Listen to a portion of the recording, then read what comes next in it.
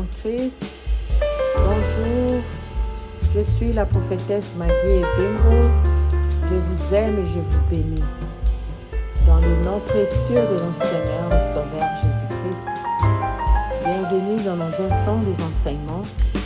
Dieu nous a mis à cœur de parler autour d'un sujet, l'entretien des bonnes relations. Je vais nous proposer quelques textes. Nous allons lire 2 Samuel 9, 1 à 13, Ésaïe 6, 8 à 9, Genèse 1, 26, Jean 5, 1 à 8, Juge 5, 23 à 24. Oui, bien-aimés, vous allez prendre ces différents versets et les lire à la maison. Ici, nous allons lire seulement un seul verset qui est 2 Samuel 9, 1 à 13. C'est un très long verset, mais nous allons lire quelques versets seulement. David dit, 2 Samuel 9, 1 à 13, nous allons lire. David dit, reste-t-il quelqu'un de la maison de Saül pour que je lui fasse du bien à cause de Jonathan? Il y avait un serviteur de la maison de Saül nommé Tchiba que l'on fit venir auprès de David. Le roi lui dit, est-il Tchiba? Et il répondit, ton serviteur. Le roi dit, n'y a-t-il plus personne de la maison de Saül pour que juge envers lui de la bonté de Dieu? Et Tchiba répondit au roi, il y a encore un fils de Jonathan, perclus de pied.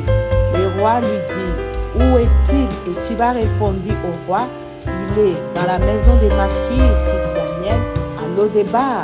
Le roi David l'envoya chercher dans la maison de Makir, fils Daniel, à Lo-débar. Et Mephibosheth, fils de Jonathan, fils de Saül, vint auprès de David, tomba sur sa face et se prosterna. David dit, Mephibosheth, et il répondit, voici ton serviteur. David lui dit, ne crains point, car je vais te faire du bien à cause de Jonathan ton père. Je te rendrai toutes les terres de Saül ton père, et tu mangeras toujours à ma table. Il se prosterna et dit, qu'est ton serviteur pour que tu regardes un chien mort tel que moi? Le roi appela Tchiba, serviteur de Saül, et lui dit, je donne au fils de ton maître tout ce qui appartenait à Saül et à toute sa maison. Parole du Seigneur, vous allez continuer à lire tous ces versets et vous en serez très édifiés. Pour de temps, comme on est sur des réseaux sociaux, on ne saura pas tout lire. Nous sommes en train de parler de l'entretien des bonnes relations. Oui, bien-aimés, étant donné que Dieu passe par l'homme pour bénir l'homme, c'est ça, nous voulons parler de l'entretien, des bonnes relations avec les gens autour de nous. Que nous puissions considérer désormais toute personne, jeune ou vieux, riche ou pauvre, à nos côtés, comme un potentiel canal de bénédiction par lequel le Seigneur pourra passer pour nous bénir. Nous sommes en train de prier pour que Dieu nous accorde les désirs de nos cœurs. Tous nous attendons d'une manière ou d'une autre que Dieu se souvienne de nous, qu'il accomplit ses promesses dans nos vies.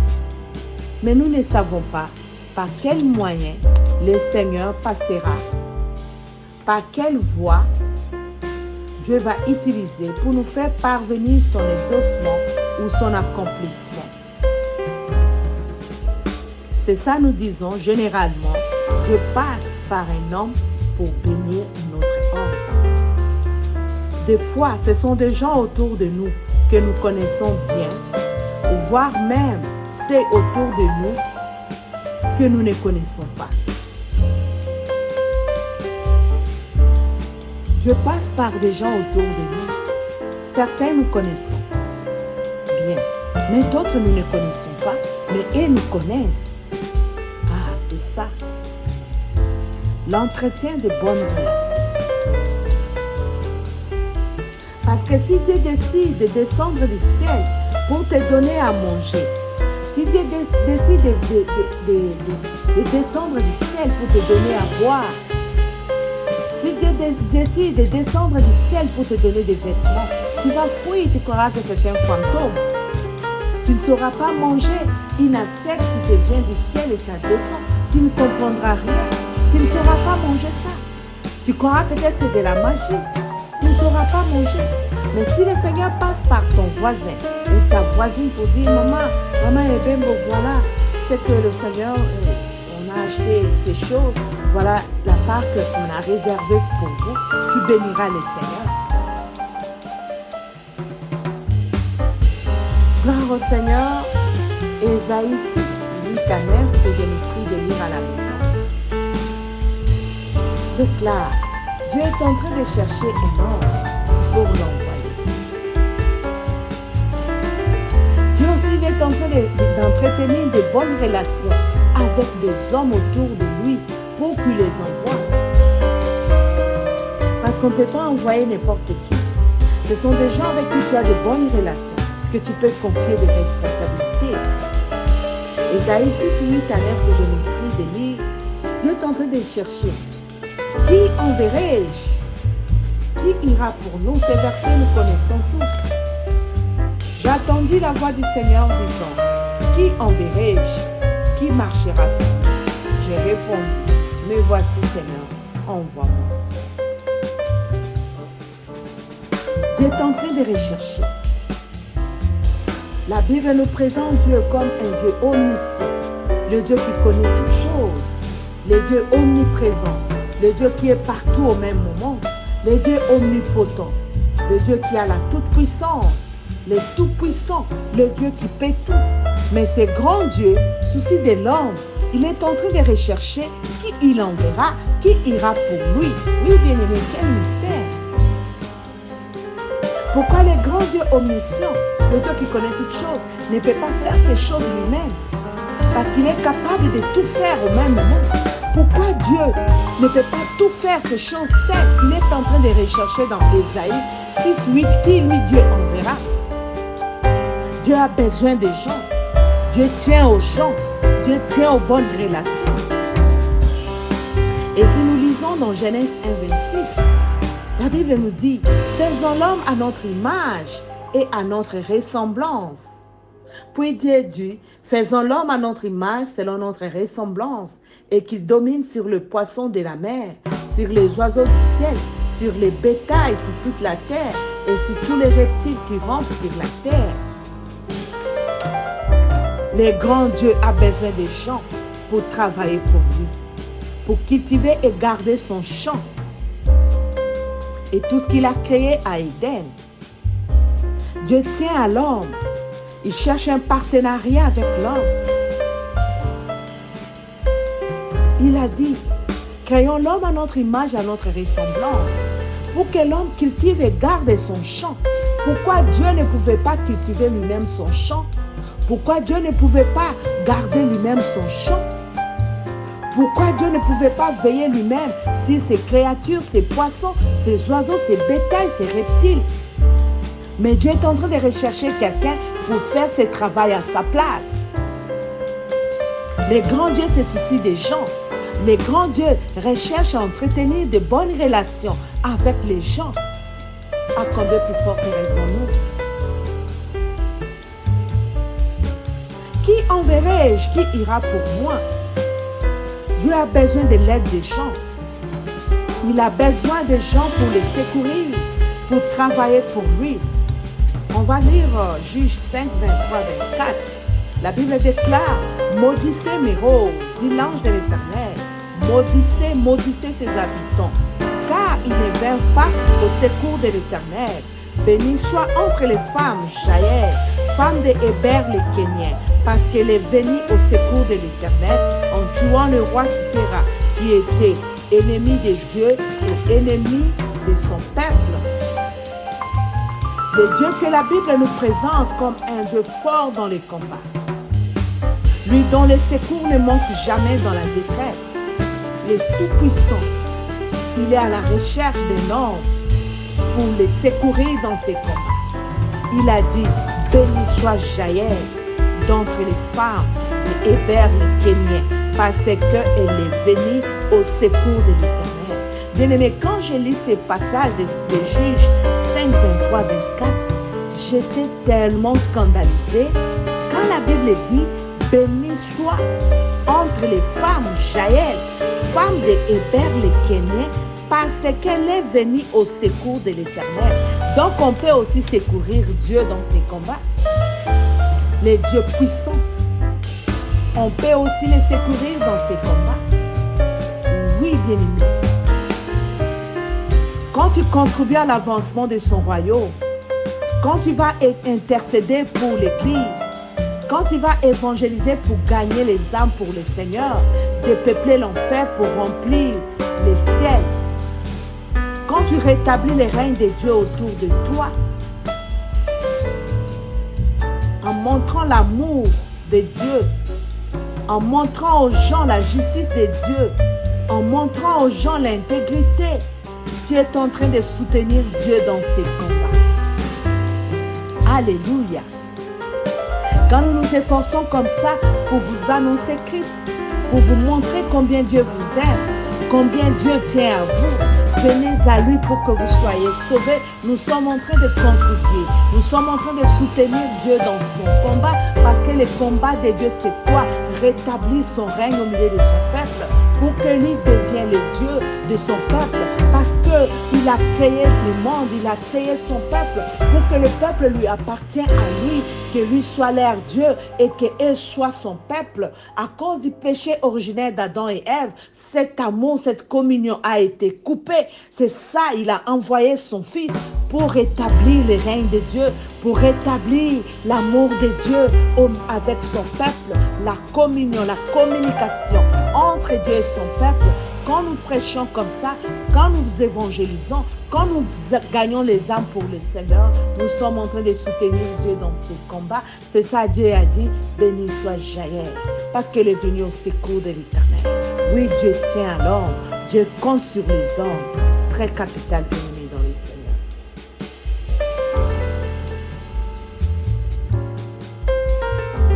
Seigneur. Donc, même Dieu tient aux hommes. Nous sommes si importants pour vous. À combien plus forte raison, nous, simples créatures. Dans la vie, on a toujours besoin de l'autre. Aujourd'hui, j'ai besoin de toi. Demain, c'est toi qui auras besoin de moi. Oui, tu attends une promesse de la part du Seigneur. Tu cherches le travail, tu cherches le mariage, tu cherches un secours quelconque. Dieu ne descendra pas du ciel. Il passera toujours par quelqu'un autour de toi pour te l'accorder. C'est pourquoi nous devons bien vivre avec des gens autour de nous. Nous devons créer et entretenir de bonnes relations dans notre entourage. Quand on ne sait jamais. On ne sait jamais. Dieu utilise les hommes. En lisant 2 Samuel 9 et 13, on nous parle de la bonne relation que Jonathan a eue avec David et son vivant. Jonathan était fils du roi. Ils avaient le pouvoir, ils avaient tout. Ils étaient élevés. Malgré leur élévation, Jonathan s'est abaissé pour entretenir de bonnes relations avec un certain David, qui n'était qu'un simple berger, dont le père n'était même pas connu. Le père de David était connu à cause de David. Quand David a fait l'exploit devant Goliath, c'est ça, Saül lui a demandé, de qui es-tu fils? Donc ça veut dire que le père de David n'était pas connu. Il était comme une famille sans griffe. Mais Jonathan, fils du roi, il va se rabaisser pour entretenir une bonne relation avec David, qui n'était qu'un simple berger, avec toutes les odeurs de brebis sur son corps. Mais le fils du roi a entretenu de bonnes relations avec lui. Jonathan, de son vivant, ne savait pas que les bonnes relations qu'il entretenait avec David fera profiter à son fils Méphibosheth, qui plus tard était devenu boiteux de 2 pieds et qui souffrait de la famine, de la nudité à Lo-débar. Jonathan ne savait pas. Jonathan ne savait pas qu'il allait mourir, lui et son père. Il ne savait pas. Jonathan ne savait pas que les bonnes relations que je suis en train d'entretenir avec David pouvais profiter un jour à ma progéniture après moi. Il ne savait pas. Mais étant humain, avec un cœur humble, il a réussi à entretenir de bonnes relations. Oui, bien-aimé, les bonnes relations que tu entretiens aujourd'hui pourra profiter à tes enfants ou à ta progéniture après toi. Qu'il me soit permis de te demander la façon que tu vis avec les gens autour de toi, la façon que tu vis avec les gens dans ton quartier. Est-ce que cela fera profiter à ta progéniture après toi? Je connais une fille à l'université, on a étudié à Kinshasa.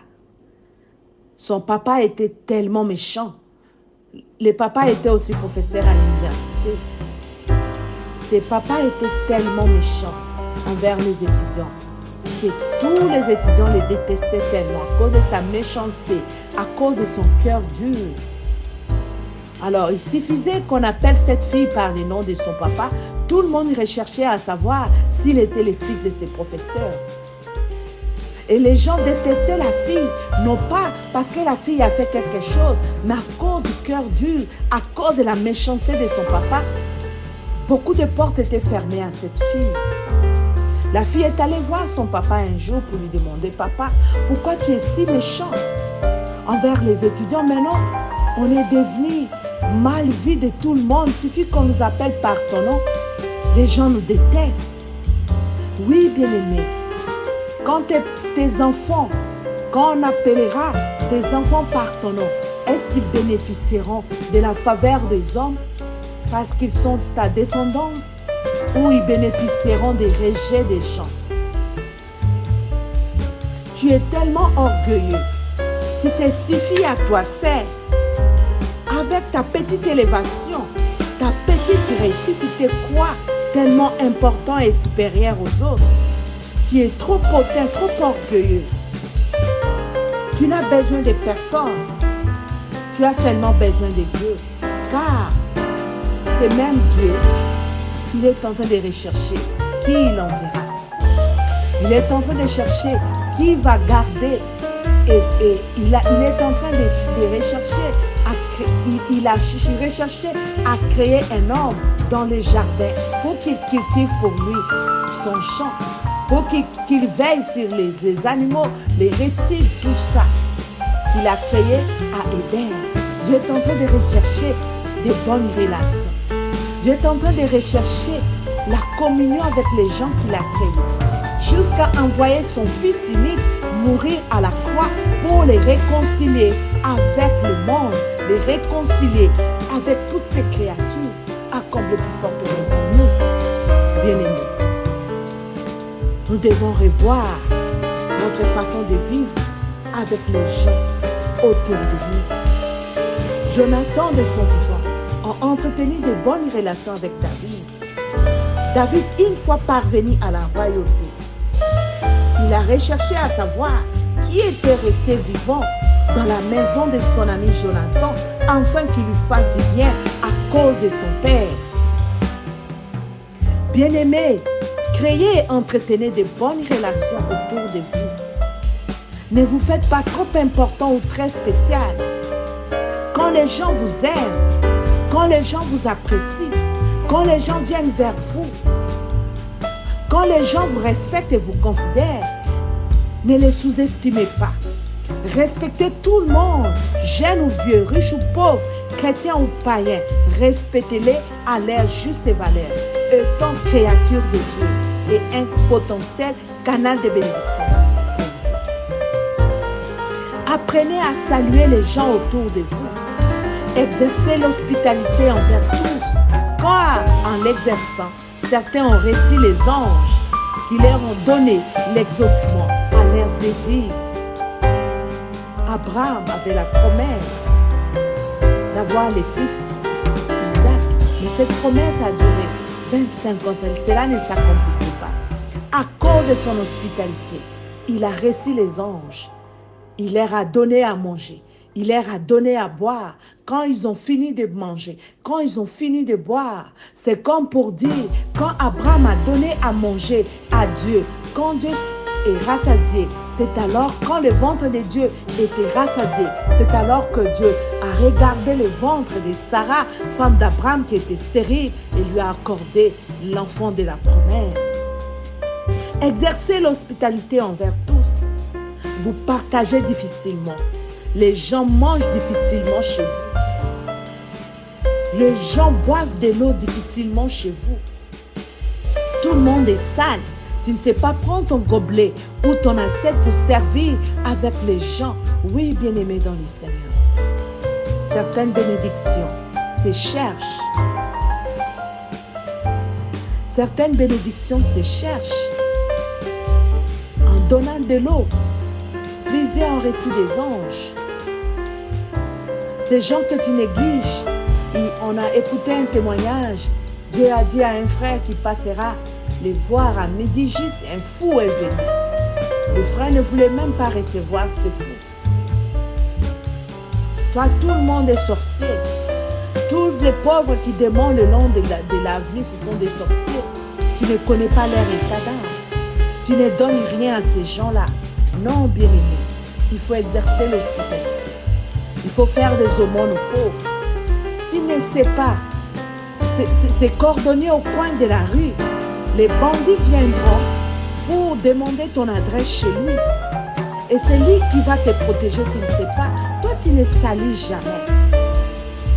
Ces vieilles mamans, ces jeunes gens qui vendent, ces cordonniers dans le coin de nos rues, nous devons les saluer, être gentils envers tout le monde, saluer tout le monde. Car tu ne sais pas, Dieu passe par l'homme pour bénir l'homme. Apprenez à saluer les gens autour de vous. Soyez courtois, veillez sur vous-même. Apprenez l'humilité. Restez humble et coopératif envers tous, car Dieu passe par les hommes pour bénir les hommes. Des fois, tu vois les mariages qui viennent chez toi, mais tu ne sais pas d'où ces mariages viennent. La plupart des personnes, ils passent par les quartiers pour demander « Je vais me marier dans telle famille ». C'est les gens du quartier qui disent « Oh, là-bas, c'est papa, il a des filles, il a des filles exceptionnelles. Ses filles salient les gens, ses filles sont polies, ses filles sont respectueuses. » Vous allez constater les mariages qui viennent. Vous ne savez pas d'où viennent ces mariages. Il y a plusieurs personnes qui ont raté les mariages dans des quartiers parce qu'ils ne salient pas les mamans du quartier. Ils ne salient pas les papas du quartier. Oui, jeune fille, tu recherches les mariages, tu recherches l'élévation, tu recherches l'exaucement de tes prières. Dieu passe par l'homme pour bénir l'homme. Apprenons l'humilité. Le temps nous manquerait de parler des bonnes relations que Joseph avait eues avec les chansons du roi Pharaon en prison.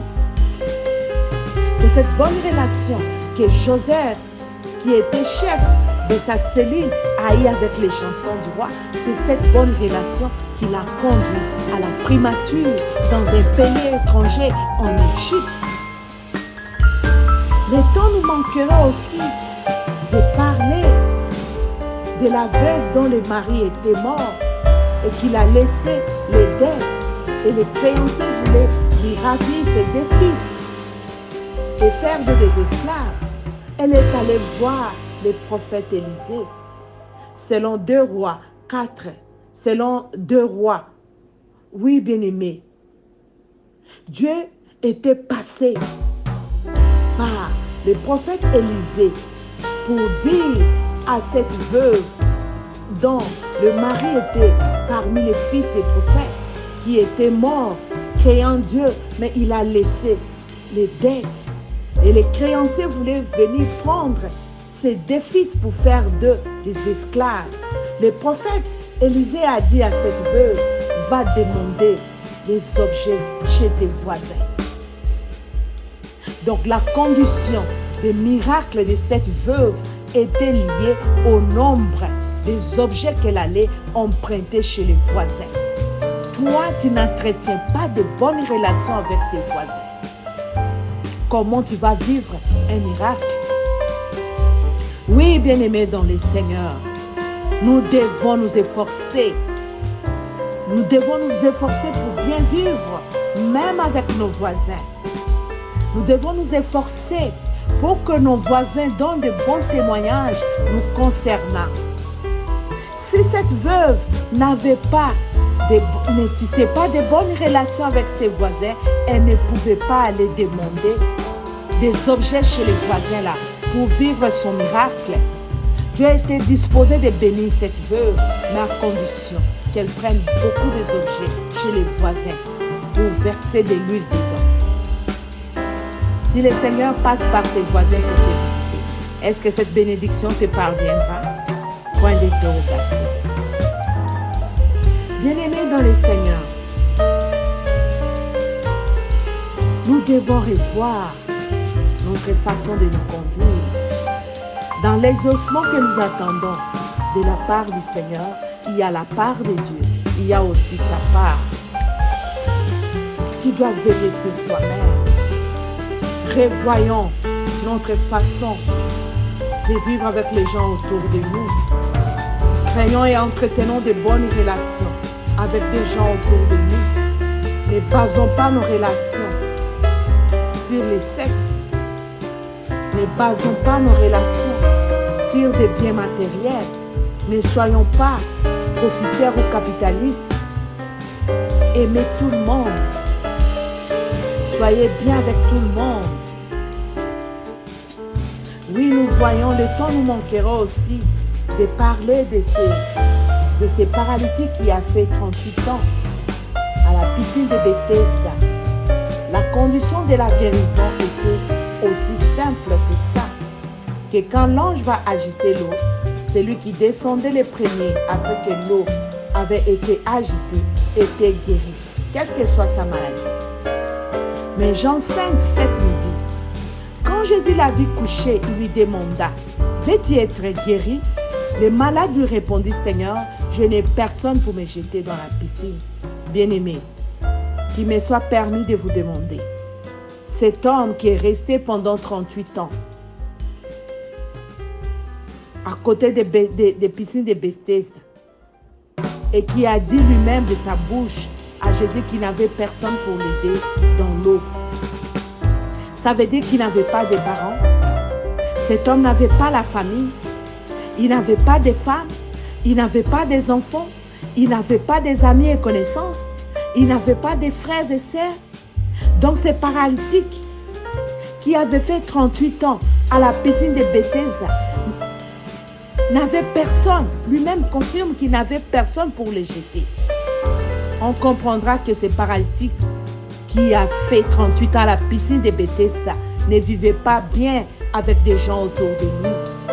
C'est pourquoi tous l'ont abandonné comme ça. Il n'avait vraiment personne pendant 38 ans. Ça veut dire qu'il était vraiment un méchant, une mauvaise personne. Il ne soignait pas sa relation avec des gens autour de lui.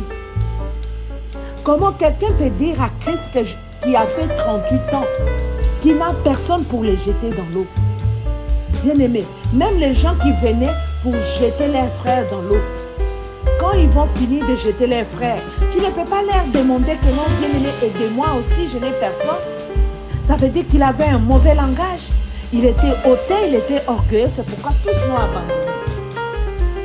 Je viens interpeller chacun de nous. Changeons. Changeons, bien-aimés. Changeons notre façon de vivre même avec nos bien-aimés, dans nos familles. Dans ta famille, tout le monde est sorcier, sauf toi. Tu ne connais pas l'état d'âme de quelqu'un. Tes frères ne mangent pas chez toi. Tu es tellement sceptique.